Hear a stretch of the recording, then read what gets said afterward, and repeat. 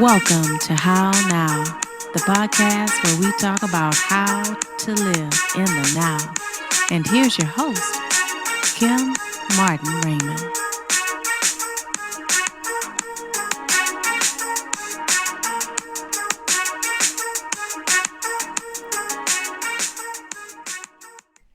Peace and blessings, love and light, and welcome to this edition of the How Now podcast, where we talk about how to live in the now. I'm your host, Kim Martin Raymond, and I'm a minister, spiritual life coach, holistic nutritionist, author, and founder of Redefining You LLC, where I help my clients to realign themselves, mind, body, and spirit. And it's also the home of the 365-day challenge, where we are coming up on the last few days of this challenge. So hopefully you've had an opportunity to join us, and if not, you can always go back and start again as we go into 2026. So, make sure that you run over to my website, www.hownowpodcast.com, and you can click on the 365-day challenge to find out what's going on there. And you can also go to the bottom of the page and click on the banner for this week's show, and it will take you to the How Now YouTube channel, where you can like, follow, share, and subscribe. You can also check out the playlist, like the How Now podcast episodes that you may have missed.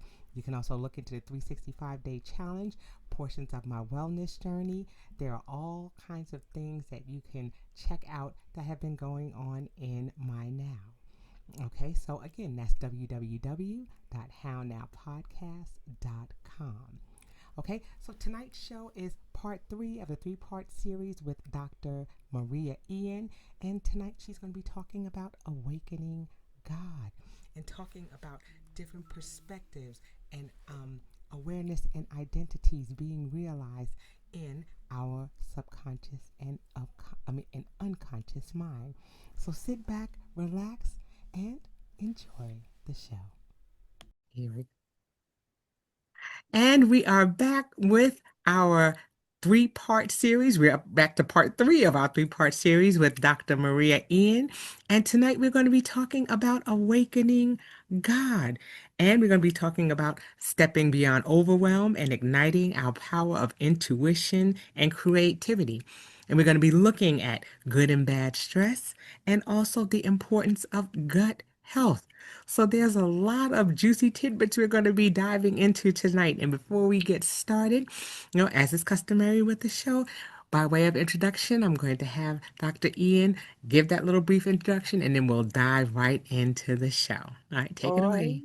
Well, it's a pleasure being here, Kim. Much Yes. appreciated. Yeah, well, my professional background was mostly as a legal services manager, and I worked for several legal services providers in the areas of human rights and civil liberties. And then I arrived at some point in my career, as I, mentioned every time I introduce myself, where I had just observed so much and I felt you know, knew so much that I really love to look deeper Yeah. into certain aspects, areas of human experience that aren't very often discussed, even though they are all scientifically validated, and there's a lot of research on, how big and complex we really are as humans. So I started taking up writing again. I have been writing at several points in my life. I started writing when I was very, very, very young. And I started developing, that knowledge and those insights that I was finding consistently and finding validations for that in our human reality. I started writing books, Yeah. nonfiction and fiction. And this 3-part series is based on, stuff that we are that makes us human at a very fundamental level that is, again, scientifically validated, but it is also, to many, can be very surreal, very ethereal, Mm. very unreal, right? Yes. Um, while in fact, the reason why that may be so, and justifiably so, is because medicine, as it is, practiced today, and there are good reasons for that also. So I don't mean to, just criticize that. Right. But medicine and medical research is sort of very cloistered, right? We have these research institutions that are doing their thing, and the average person has no clue Right. of the breadth of the knowledge that really exists today, right? So the average person, when they go through their life, they have various experiences, sensations, they fall ill, they don't feel well, they go Right. and see a doctor, right? They speak about things like, oh, I've got, stomach pain, headache, I can't breathe right, I'm overweight, we address very physical things that we can see, and that is super easy for really anybody to agree to, right? Mm-hmm.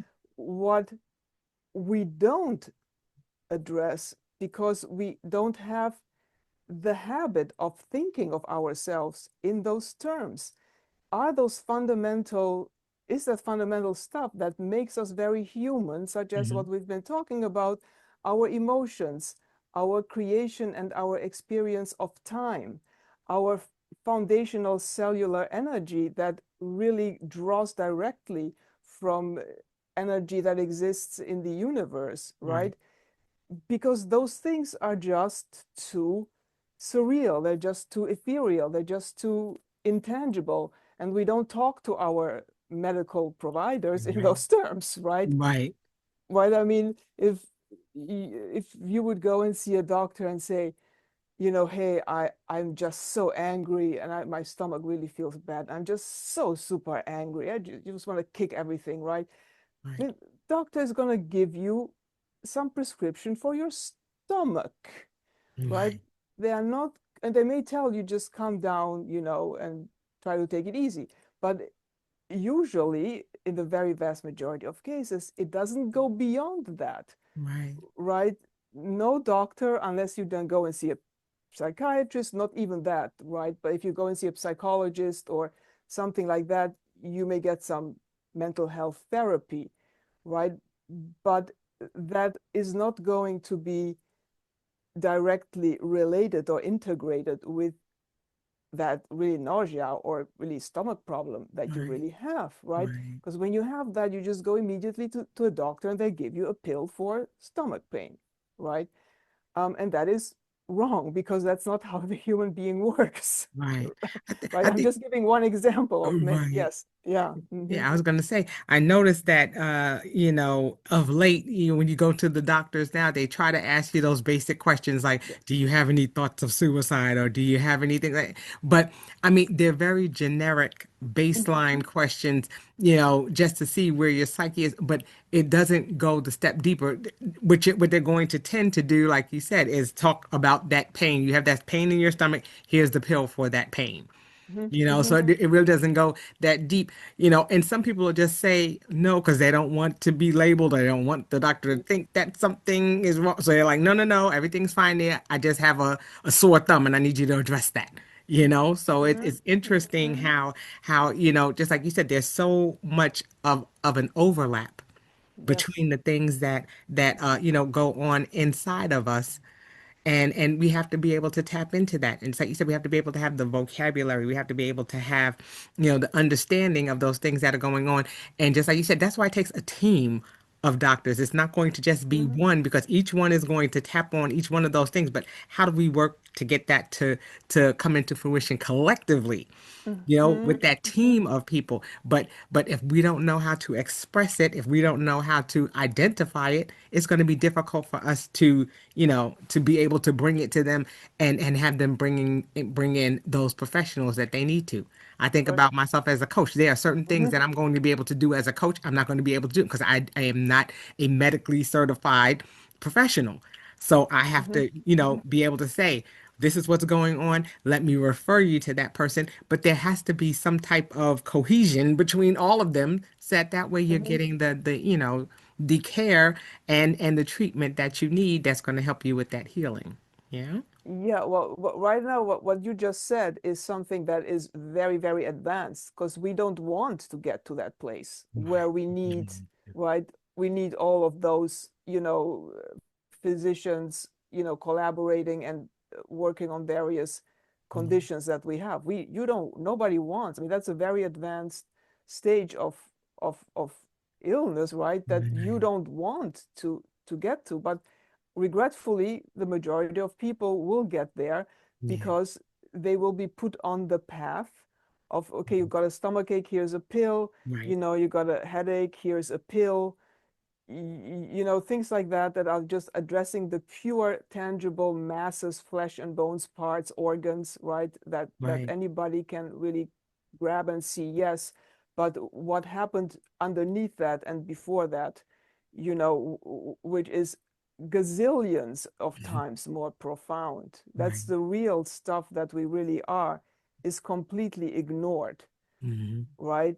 And that's why you get very potentially very weird situations where somebody, let's say they go to the doctor every time they have a stomach ache, every time they have a headache, they take all the pills that they are told to take, and then they die young, right? They die of a heart attack of 60, 70 years old. Well, what's wrong? I always did what I was supposed to do. I always listened to my doctor. And you get some people who never see a doctor, who are super stressed, who are super angry all their lives, who are like those really crazy, where you say, oh my God, this person's going to die of a heart attack the next minute. And then those people live to 100. And you don't understand, like, how, right? Because one person was attuned very profoundly to everything that is affecting them at the most elementary level, and another wasn't. One person was able to adjust their reactions to the truth of what they are, while the other was prevented from addressing them by constantly taking medications, right? And that Band-Aid. Exactly. And we spoke a little bit last time about how really Band-Aids really prevent us from healing, because the body, every human body that ever existed, is made to heal itself, right? And taking various things and putting that on alternative routes isn't going to work, right? So that's the background, right? That's a big topic, right? Sort of why I got very interested in this. Basically, what we all start with, I think what every human on the planet always started with, is with this this sacred natural sense of being ourselves, our own peaceful, happy existence, right? And however, we have to, anybody has to move from that, right? We gotta engage with reality. We gotta engage with the world. We gotta do, many things that we maybe don't want to do. And, that's sort of normal, because we agree to a lot to be participants in society, right? Right. Where that gets to be a problem, however, is where it deviates or forces, to change us from that sacred natural place that we have, to an extent where we're really, interfering, with our natural, innate, inborn capacities, right? Again, right now, because again, as we mentioned earlier, today we don't have the vocabulary, we don't have, the knowledge necessarily to express, who we are normally, right? Without all that dissonance, without all that information overload, without being bombarded by things, that can be completely inaccurate. Information overload is a very, very big part of today's, reality. It's gonna cause us to fall into the pit, right? To go off our right track, to deviate down the rabbit hole, down the rabbit hole. Yes, analysis paralysis. All of a sudden, you yes. can't move. It's too much. Exactly. Media is a great example, right? Which didn't exist until very recently, because our brains are sort of evolved to handle certain types of information. Right. And when suddenly we get bombarded with television, I mean, that's old school television. I mean, we don't even need Right. television, but we have the internet, right? That's right. That's Right, right. we have everything, phones, social media. That's it. We've got malicious actors who abuse that to extreme, extraordinary extents. Right. And you can't expect the normal person to know that, because there's a whole science behind misinformation. There's a whole Yeah. science behind propaganda, that's being studied, implemented. There's a lot of money going into that also, Absolutely. right? So, Absolutely. right. So this sort of had never happened before in human history. So now the average person is sort of sitting there, and it's not working any longer, right? That's why we've got so many diseases. Yeah. We've got many, right? Cataloging all kinds of illnesses. You can go on, and you can get all kinds of manuals in medical school libraries and read how many diseases there are.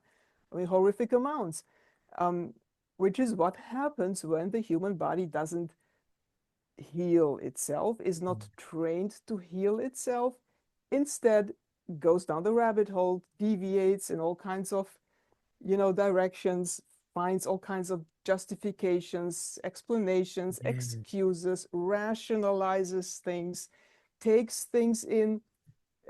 Media is electricity. I know we spoke last time about frequencies. Yes. Well, media works on frequencies. False information works on frequencies. Mm. Okay, It does. lies have frequencies. We are not made naturally to ingest, digest lies. We, Mm. as we will say later on today, we are made to digest the universe, not lies. Now, what do you Mm. do if everything that bombards us is a system of very well thought out lies? Mm. Just, You're right. Right. right, Right. right. So, that, what are we foundationally, elementarily for these purposes? We are creators, Yes. right? Um, we humans need to create, right? We are not going to be able to create. That's just how our consciousness works healthily, right? A body that heals itself is creative, is a body that belongs to a creating spirit. It doesn't belong to a stagnated spirit. It Right. doesn't belong to a rigid spirit that sees everything only in rules. It doesn't belong to an abstraction, right? It belongs to a creative consciousness, Yes. right? So, and from here, you know, from here, stress here becomes very important, because we are talking, again, if we don't have the vocabulary or the knowledge, right, we are not going to be able to make the very, very, very fine distinctions, right? Creation, which is basically looking at possibilities, at alternatives, using uncertainty as a tool, not as something that overwhelms us, Right. right? All of that involves stress, right? It's normal. It's like when you're a runner at the Olympics, for example. That's a sort of a very easy example to give. When you're, 1, 2, 3, you gotta, start at the sound of the pistol. You gotta start Right. running. That you gotta get that right at that moment. That's not where you can say, okay, let me think about this. Right. Can you delay this 1 more second, because I Right. haven't finished my thinking yet. Right. Right. You're gonna, Right. It's right? time to go. It's time to go. Exactly. Got to get that right. Right. That's a very stressful moment, but that's the good stress, because you are trained. Those people obviously are highly trained to then act the right way, to Right. move their body as well as their consciousness. Now, the average person today, as we said, is not trained like that at all, Right. right?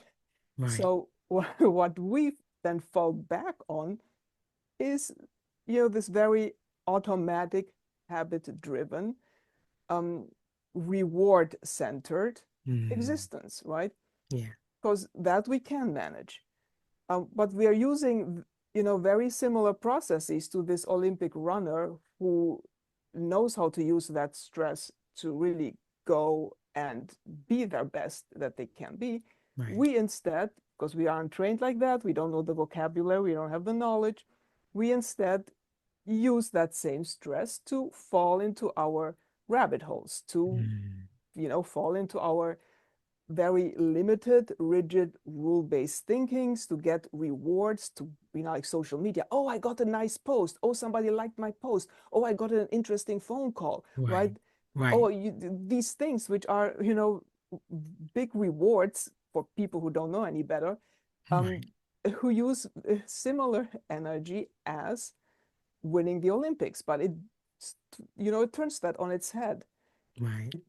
Makes sense. Uses that in a way that undermines and sort of grinds away at that brilliance that we have until, we just get bogged down in these habits that don't really lead anywhere, that are not really satisfying over the long term, that get us angry, where we need more likes on our posts, we need to read more interesting information, we need more justification for some Right. thought that some media put in Right. our heads that we find very enlightening suddenly, Right. all of that goes down the rabbit hole, right? So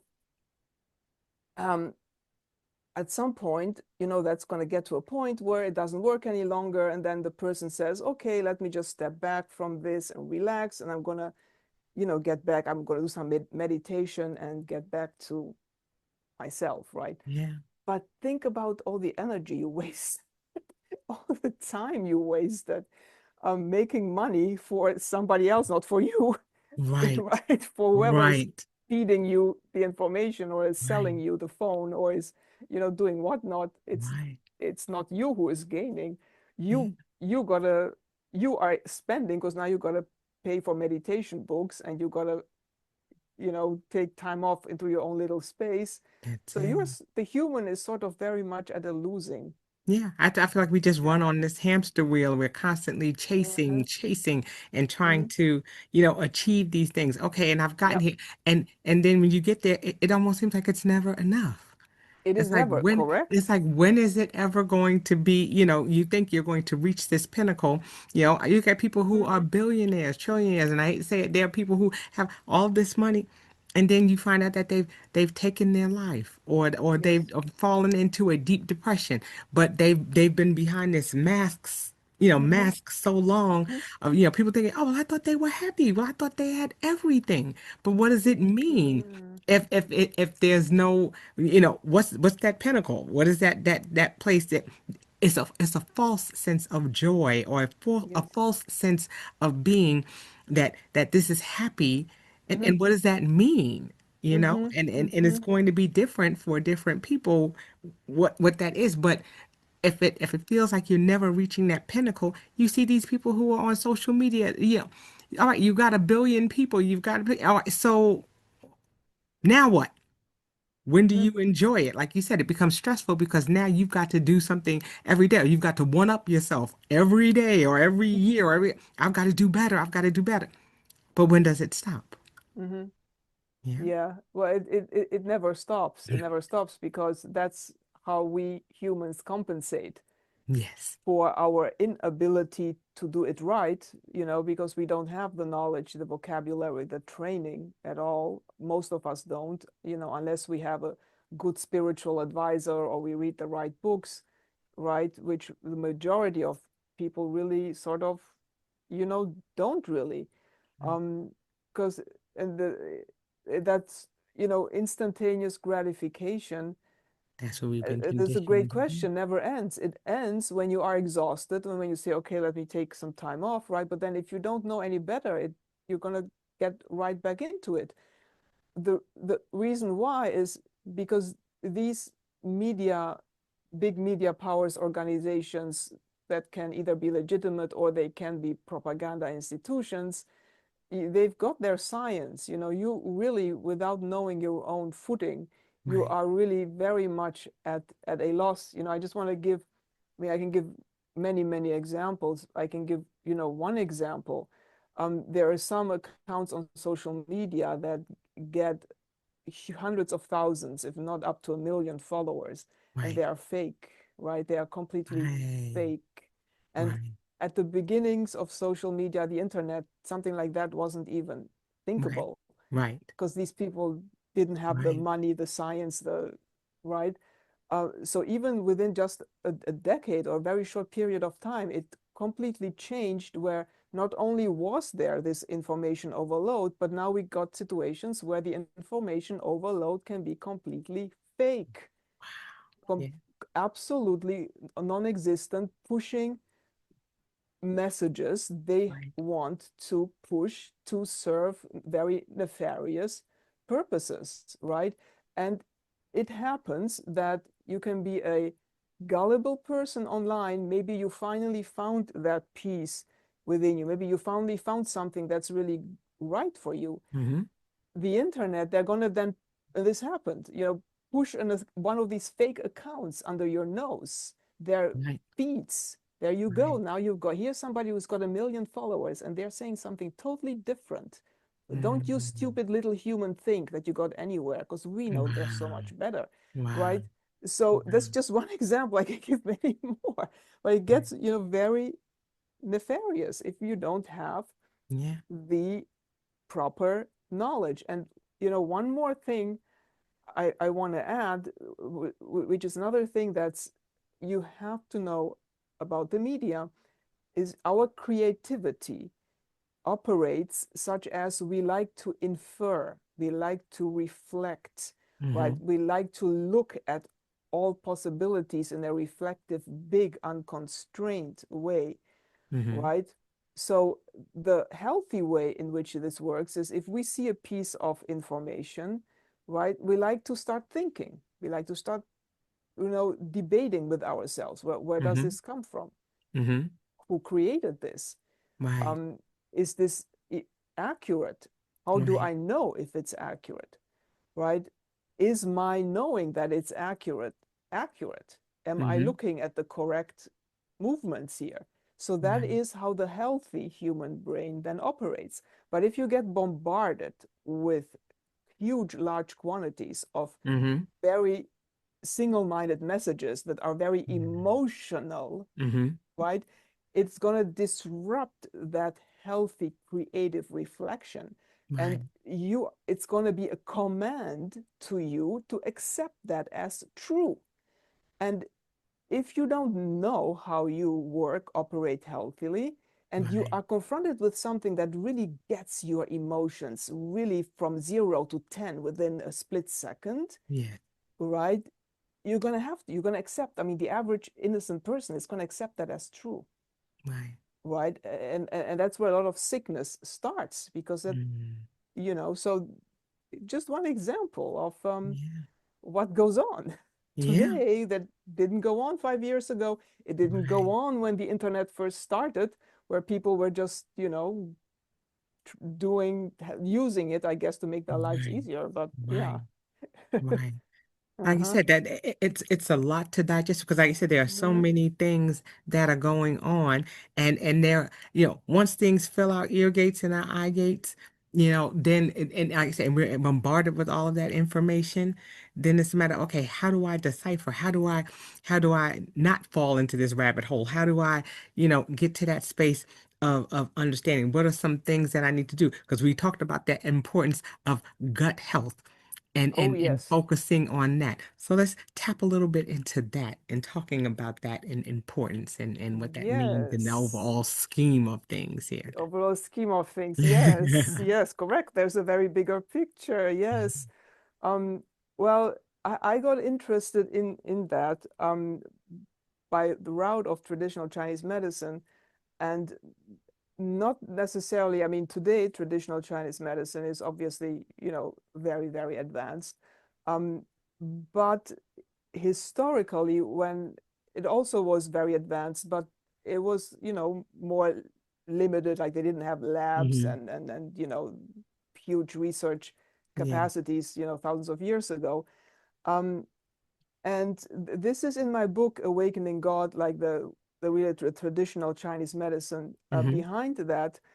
Um, but breaking it down into what the human is at her or his foundation, the Mm-hmm. essence, right, that makes us strong, because traditional Chinese medicine is very big on physical strength. It's Yes. once you start dwelling into it, that's, vitality is going to be one thing that is going to, be very quickly something that you have to be able to understand and implement. Mm-hmm. Um, However, given that, the really three sort of main ideas that emerged is what makes the strong, like the Superman, if you really want to say Superman, the strongest, most vital person. How does that person experience reality, existence? Mm-hmm. It's described in what you would visualize at dawn, going back to what we discussed last time about those images that you feel when you meditate yourself into or out of sleep, right? That Mm-hmm. that that Mm-hmm. hypnagogic period that's Yes. there, right? So is visualizing that again, even though traditional Chinese medicine is sort of more with visualizing at dawn because Mm. it needs light, right? Then it's movement, but movement as breath. So Mm. breath as a movement. And we mentioned that also when I think last time or the time before that we discussed it's not only your nose that breathes. When Right. you're really in tune with nature, everything breathes. You're going to Yeah. have just little puffs of air, your whole body cells are going to be breathing. Yes. And then a heart-centered pause. So within that visualization at dawn and within that movement that's as a breath, you're going to have a heart, centered pause, right? Which Wow. is the clarity awareness of your spirit. Okay. So that, if you use that in what today, Western medicine and also Oriental medicine is Mm. researching, sort of boils down to your gut health, right? When are you really able to function like that optimally? When are you able to visualize at dawn? Yes. When are you able to have your movements being like a breath? And when are you going to be able to have a heart-centered pause? A heart-centered pause is very important here because there's many people who may be starting to yoga or Tai Chi or something, right? Mm. They're going to start thinking in terms of movement. So I got to move. I've got to do all these crazy movements. I got to Yeah. really be able to, do these things. But if you can do these things, but you can't keep a heart-centered pause, right? You're doing all these movements not not really the right way. You're sort of doing them because you're falling into that rabbit hole. I've got to Yeah. hold some crazy movement, right? I've got to like wrap my legs around my neck, or I got to Right. get to do that crazy thing. But that's not heart-centered pause, and that's not the Right. breathing as movement, right? Um, so in order to really function in that tripartite way in life, which is yoga has that also Mm-hmm. as holding sort of the center of energy, being Mm-hmm. completely still in the movement, right? Which varies from person to person because, some people, they may really stretch very far and that may be their heart-centered pose, but other people, maybe just standing on one leg, that's their heart-centered pause, right? Right. So it Right. really has nothing to do with how crazy your external movements are at all. It has something to do with, are you really visualizing your dawn correctly, right? Mm. And to do all those three layers, it goes back to our intuition and to Mm. our gut health. And there's a lot of research, and I've got a lot of research in my book, showing that it is and this happens very fast. So, we're not going to be aware of it, but it's our gut that goes up then to our brain, right? which is very, very interesting if you compare that to, meditation books or sort of like more popular literature, where when you're meditating, it's really calm, but it's supposed to be calm that starts in your head, right? You're supposed to think in your brain, okay, shut down your chattering thoughts, start there, right? That's strictly speaking not true. It may be that you tell yourself, okay, shut down your chattering thoughts, but is really happening. It's your gut that sends the signals to your brains to accomplish that brain silence, right? And there's a lot of research on that, which I find very interesting. Yeah. Because again, we don't really think like that. So I thought it was just fascinating to look at our gut with its own neurons, its own, cells that are tremendously sophisticated, right? And that, go influence our brain and how we reflect on and think about and perceive our emotions, right? Now, if you want to do tests on yourself, if you're somebody who's never done this before and you're not very sensitive, you want to do tests on yourself, you can't get yourself, I'm not suggesting anybody does that, but it's something that does work. If you get yourself into an extremely, extremely, very, very angry state, right, you're going to notice that the extreme anger, and this is not very healthy to do, so I wouldn't advise that people do that more than once, but it works. It does work as an instructive method. You're going to notice that the extreme anger doesn't start here. It doesn't start with what you're visualizing. It doesn't start with who you're thinking of that gets you angry. It doesn't start with anything you see that gets you angry. It starts with something that doesn't work in your stomach. Right, that pit of your stomach feeling. Yes. Yeah. Yeah. And from there, that's where you're going to start realizing, oh, right, that person got me infuriated. Oh, yeah, that situation gets me angry. Oh, yeah, this thought I don't want to have. But that's always secondary to what happened in your stomach. So, you can then, but it's, again, just so highly unfortunate that we are conditioned, right, to maybe look at psychology as thoughts and beliefs we have in our heads, right? So it's so, and, conditioning creates habits that are just very hard to get out of, right? So it's very hard for us to change that and to say, okay, well, I'm not angry at that person. I'm not angry at, this situation. I'm not angry at whatnot. No, it's something went wrong in your gut, which goes back to the relationship we have with the energy in the universe. So and if you've never heard this before, this is going to be extremely abstract. This is going to be like, what the hell is she talking about? Right. But no, there's something went wrong with your relationship with the universe that, got itself into your gut. And after that, you started rationalizing to yourself that, no, you're right, I'm angry with that person. You're starting getting these aberrated pictures. I'm angry with this situation. This happened to me that makes me angry. And that's just totally fake images that we believe in, habits that we constructed for ourselves, right? You got angry, you always got angry with that situation. You know this person always makes you angry. This circumstance has factors in it that, of course, they're going to make you angry, but that's just justifying rationalized habits that are a completely fake mask we put on because we are not attuned with the universe. We don't know that sort of key that turned the wrong way in our stomach, right? Because something is wrong with our relationship with the universe in that particular moment, right? But you can actually experience it like that by making yourself extremely, extremely angry, right? So, yeah, but you don't want to have to do that.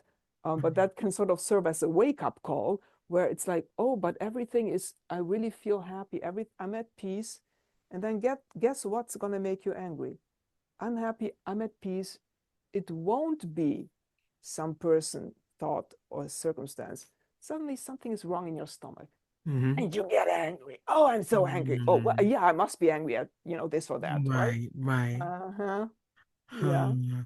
So yeah, Yeah. so it's a matter of figuring, like you said, there Yeah. are so many things that are going on internally, and how Uh-huh. do we go about tapping into that? Because just like you said, it's difficult. We yes, it's not wise to make ourselves angry, but I'm sure that some of us can Mhm. recollect a time when we were upset or extremely angry at a situation. And we remember that feeling. As soon as you said that, I was like, yeah, I think about that. When you go to get upset, something you get that little pit in your stomach. There's something about gets in the pit of your stomach. You're like, what is? And you know that you begin to respond, and just like you said, you start thinking things in your mind, and you start saying, oh, that's what's causing this. It's angry. But it's an attack on our system, like you said, on Mhm. the environment, on the energy in the environment, Mhm. and it attacks Mhm. right in that pit of your Yes. stomach, right in there, Yes. and then it works its way out, and we try to justify what that means. But how do we get to that space of Yes. awakening? How do we get to that Yes. space? Because therein lies the challenge. Sometimes we Mhm. can get to that space of identifying it, but it's like, okay, how do we move past it? How do we get to that space of awakening? Yes. Well, there are well, two ways we can talk about here. One is nutrition, is diet, because what we take in gets metabolized, changed into energy in our Mm-hmm. stomach. So that's the Mm-hmm. first place where something goes, right? Um, Food has its own vegetables, fruits, meats, all these things have their Mm-hmm. own energetic vibrations. Okay, many people don't know that. Right. That correspond to the energetic vibrations we create and emit in our bodies, Mm-hmm. right? Um, Now it's very interesting that there is this concept called imitation, Mm-hmm. right? And with all of the processed foods and flavors that we have nowadays in the market, Right. Right. a body that is healing itself I may feel it's not rational, but you feel I want something that tastes like an apple, right? That's what you're feeling. But because you're not trained to think in terms of fruits and vegetables and Mm-hmm. apples, you go into a grocery store, you see a supermarket, you see some chocolate that or some cake that is flavored Right. with something that resembles the taste of an apple. Mm. You see, and this is where the Yes. big tragedy is, because that's what people then grab, because that Right. stuff is made, to appeal to our taste buds for us to want Correct. to consume more and Correct. more of it, right? Right. Stuff like Right. that. Whereas if you want an apple, you're just going to be happy with one apple because it's going to replenish the energy that needs the apple. You're not going to Yeah. want 10 apples. But if Right. you instead don't listen to that and instead you fall for the imitation taste of an Okay. apple, you're going to want more and more and more and more and more of that, because that Right. is, stuff that is created by the Right. manufacturers to want you to consume it. Right. Okay, so Right. um one way is to become very attuned to our sensations of our needs for food. And Right. if we feel that our body is telling us, okay, apple is maybe a nice sweet thing, but maybe our body is telling us, I want broccoli or I want beans. Right. Like, Right. what the heck? I don't like or carrots. Right. Like, what? Right. Carrots, Right. right?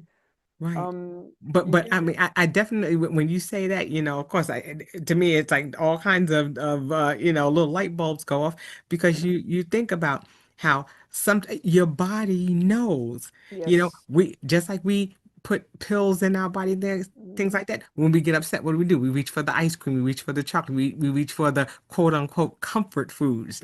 We tend to yes. do those things as Mhm, opposed to, but then sometimes there have been times when I've been like, you know what? I just feel like my potassium is low. Something feels good. Oh, and I crave, you know, that banana or something that I'm thinking that's going to be healing or soothing to my body. I think Mhm. about when people are sick, what do we start looking at? We're like, oh, well, maybe I should have some ginger, or maybe I should. It's amazing how we connect Mhm. food to Mhm. certain things.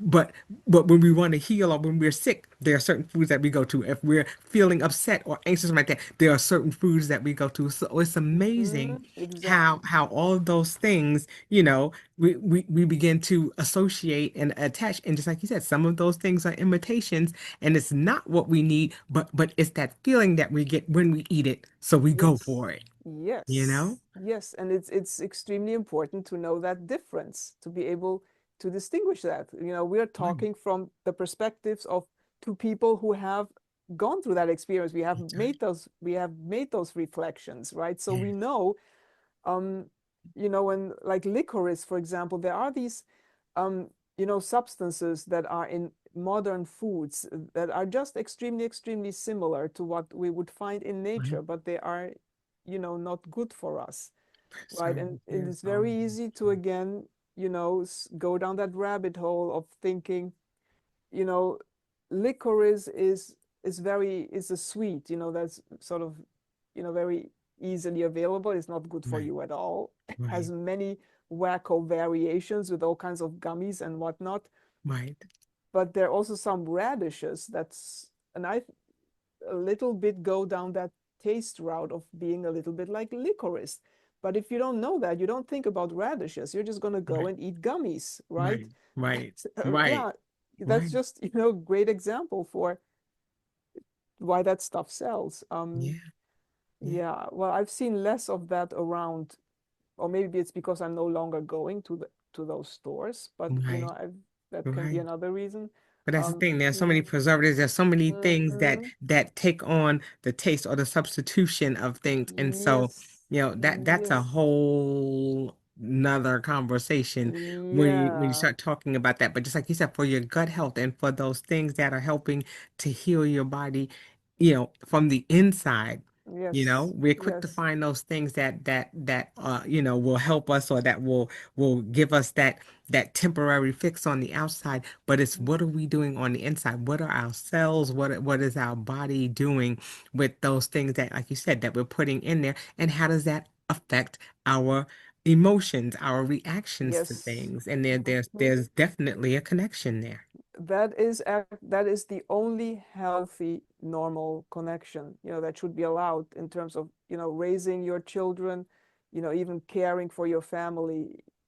Yeah, I know it may sound very extreme, but you can That's true. really screw yourself up and habitualize yourself to live the totally wrong way if you just go for these quick fixes that tingle your taste buds, make you satisfy your craving, and there's always going to be more. There's always going to be more. I can just go to the store and buy more. you That's know I can't go. I don't have my own garden, so I can't always get more tomatoes, but I can right, always get more and more of some crappy licorice and fluff and cakes and right, whatnot, right? right, it's right, it's it's a right. screwed up, habitualize yourself to be screwed up. And the other thing I want to mention quickly is, Mhm. intuition, gut feeling. We're talking about the gut.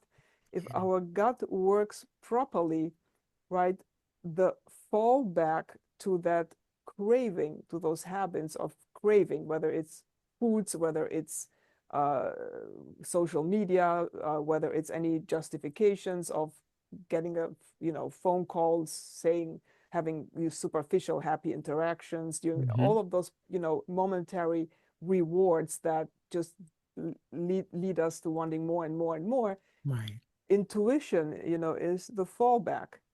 But for that, you need to have good gut health, right? Because you need to, what is your intuition is your direct route into your consciousness. Because Hmm. again, our gut digests the universe.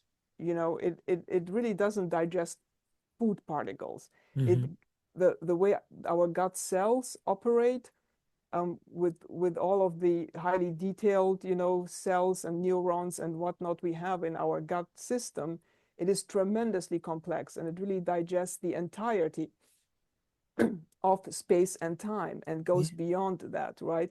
So if all that operates correctly, our intuition, penetrates to our consciousness, into the energy of the universe, when it's used properly, and Right. then helps us move through space while, right? Because we need space. That's another thing. Humans need space. We are Yeah. not made to live in small little square boxes, right? Right. Intelligence is associated with space. You're very rarely going to find a truly creatively intelligent person who sits in a box. That's Right. almost Right. impossible, right? Right. So our intuition that accesses our, consciousness helps guide us into the right space while we are in the flow. We do those things that come to us naturally and enjoyably, Mm-hmm. right? But it starts with our intuition, and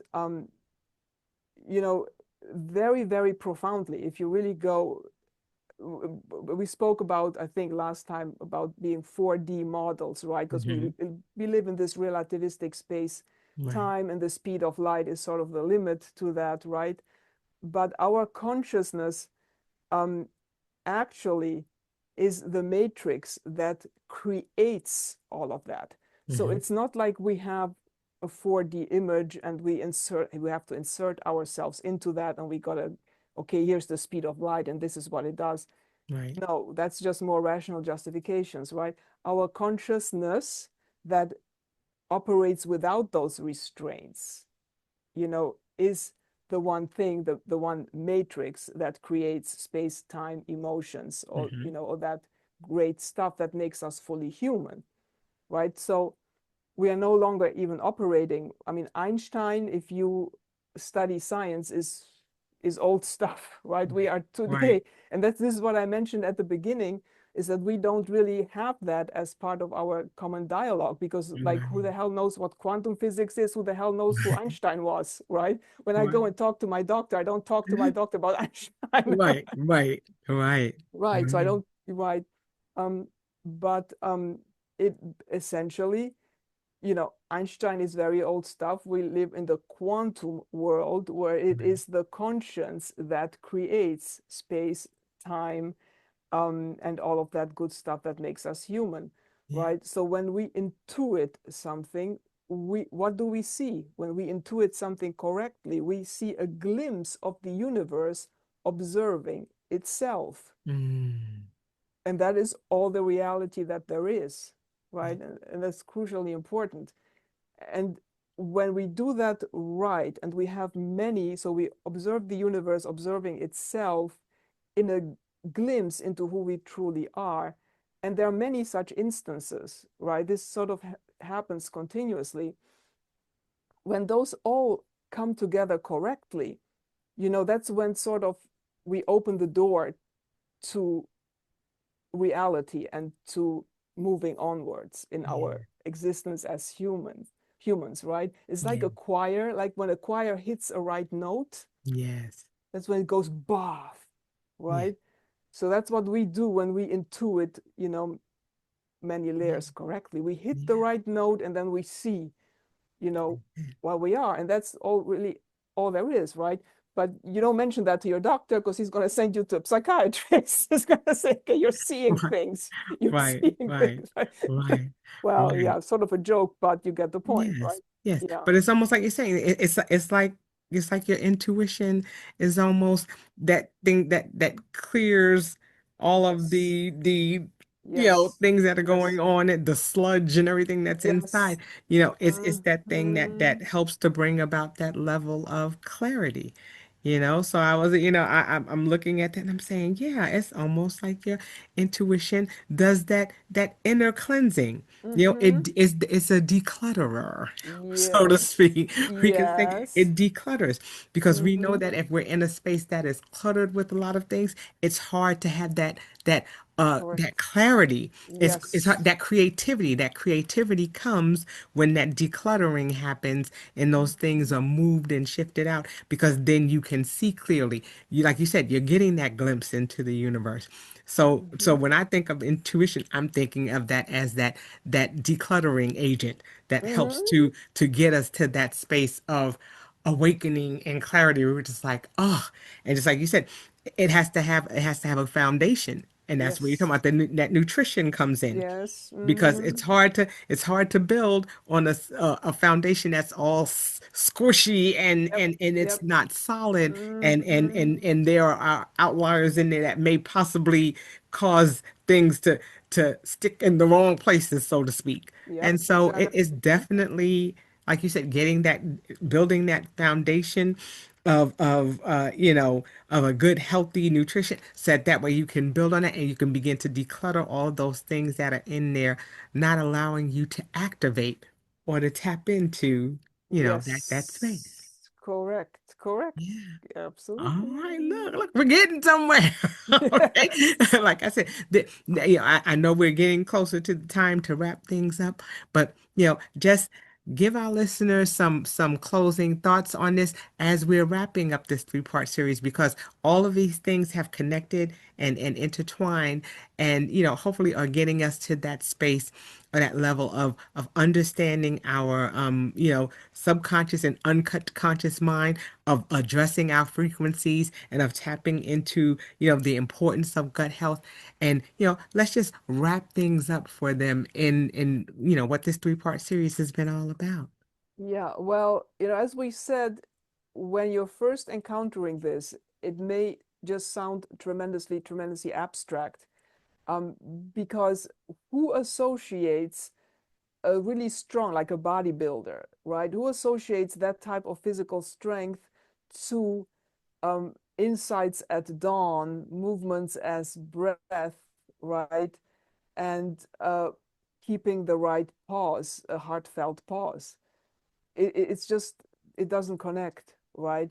And for many people, I think that's why, again, this doctor mentality of taking pills and doing things, very concretely, of going to a hospital, Mhm. getting operated, getting cut into, various issues like that, Right, gets the last, becomes the last instance of help, right? Because the truth is just too abstract and too ethereal, for most people to really learn something tangible about that they can implement, right? So what's really needed is sort of a shift, a change in healthcare, which of course there's a lot of finances attached to that, because right, doctors get also paid by writing prescriptions, and right, you know those pharmaceutical companies have to sell their products. Okay. right, right, Right. right, Crappy food producers gonna sell their food, they're right, producing it, right? right. um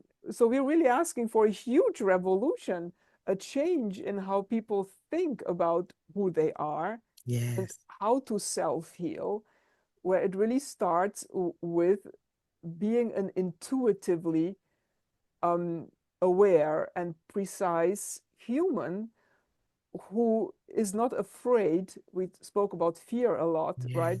Yes, who is not afraid to embrace and digest the universe.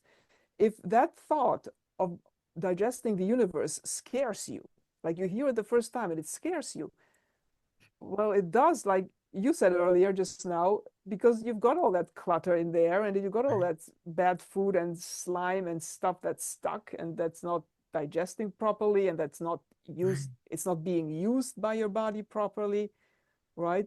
So it scares a person, like, how the heck do I digest the universe? right, But that's actually what, we all do constantly. yeah, So I think the right way to wrap this up is a mind shift. Like, educate yourself as to what makes a real strong human. It's gonna be that very ethereal, abstract, sensitive, sort of right, girlish, for lack of a better term, stuff, right? That's very, yes, spiritual almost, but that's the scientific truth, Yeah. basically. Yes. Yes. Well, look, Mm-hmm. there are ways that you can begin to tap into this. Like I said, we've scratched the surface and now piqued your interest, and now it's time to do the work.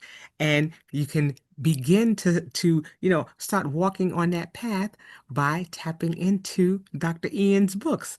Like I said, we've talked about the unbreakable emotional you. We've talked about being fearless in chaos.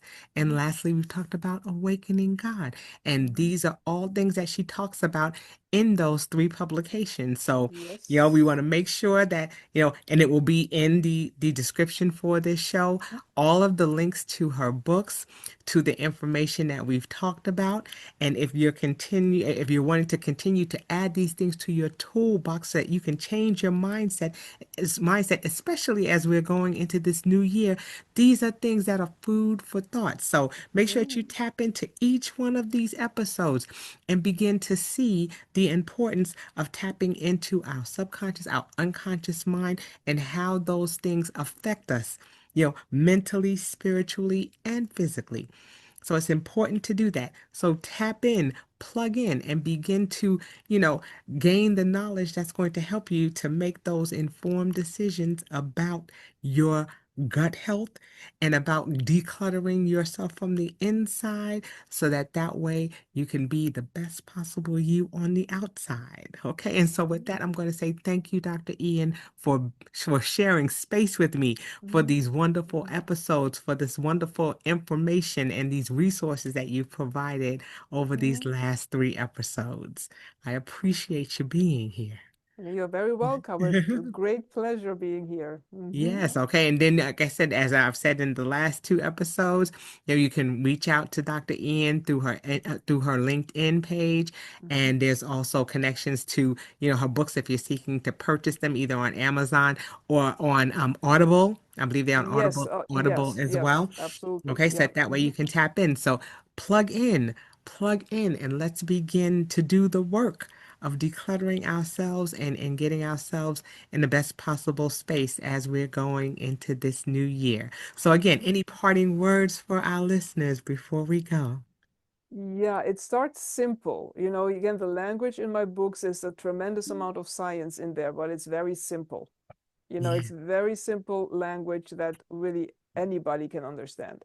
that's it. So yes, yeah, and it is very ancient. Yeah, it's very ancient. It's been around for thousands of years, and it's here now, even though regretfully we don't use that in our dialogue with our healthcare providers. That's it. That's Yeah. it. We Mhm. have to be the best advocates, I think, for ourselves. Yes, Yeah. absolutely, absolutely. And the other thing is, don't get intimidated. Like sometimes when you see your doctor who you've seen millions of times, and you want to introduce an alternative perspective, they're not going to listen to you. And Right. and it's very human, very normal to then feel hurt and intimidated and say, okay, I'm just going to go with what's already, in the works, Yeah. right? And so don't be afraid to change Yes. and to take that step. And there is a lot of stuff that's going to happen um, with your body when you change, right? Your body is going to start to change. Some of that is going to be uncomfortable. And then again, many people are going to say, oh no, I was better before, right? I don't want to have this early morning routine. I don't want to push out this energy barrier. I just want to go back to how it was before because I Right. was fine. I can always see another doctor, right? So regretfully, you got to erase that from your That's cells That's right. Because like completely. you said, time waits for no Yes. one and we're not getting any younger. And so, yeah, there are some things that we were No. able to do then, but now that we Yeah. have the wisdom, the technology, Hmm. the access, it's like we need to Yes. tap into that so that way, we're doing things sooner rather than later and, Hmm. waiting for, wanting those positive paradigm shifts and not, getting into that space of, oh my goodness, I mean, oh, like I can't do this and I can't do that. Yeah. We want to make Hmm. sure that we're staying in a space of optimal health. There are so Yes. many things. Our body is a beast. There are so Yes. many things that we can do. There are so many Mhm. things that we can tap into through our mind, through Mhm. through our body. And it's just a matter of understanding some of those complexities because everything that we need is within us. Yes, that's the bottom line. You Yeah. know, and that Mhm. is the Mhm. bottom line. Okay. And Mhm. with that, again, I'm going to say thank you so much for Welcome. sharing this space with me, Dr. Ian. And hopefully you all will tune in. And if you've missed the last two episodes, be sure to go to my website, www.hownowpodcast.com, and then go to the banner at the bottom of the page, click on it, and it will take you to the YouTube channel, the How Now YouTube channel, where you can tap into the playlist and catch all of those episodes that you've Yeah. missed. Also, you can link up with Dr. Ian on LinkedIn and you'll be able to connect with those episodes there. Okay, and That's so that will right. do it for this edition Mhm. of the How Now podcast, where we talk about how to live in the now. And Mhm. until we see you the next time, say Yay. peace. All right.